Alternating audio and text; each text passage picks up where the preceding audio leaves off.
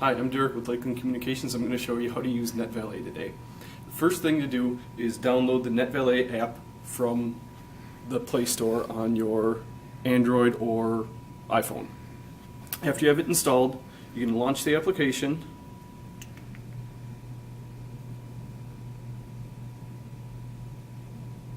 The first step is to sign in with an account or create a new account,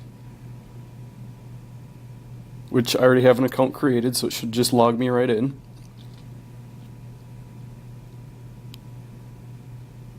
Second, to scan the QR code on the side of your Giga Center. This should be in the upper left corner of any of the devices that the guys have installed in your house. So hit scan QR code, pop up, it should grab it right away.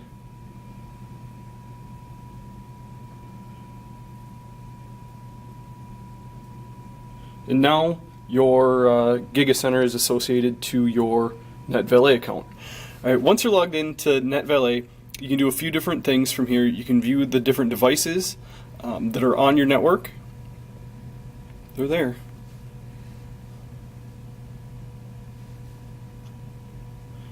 You can view the traffic that's currently being used.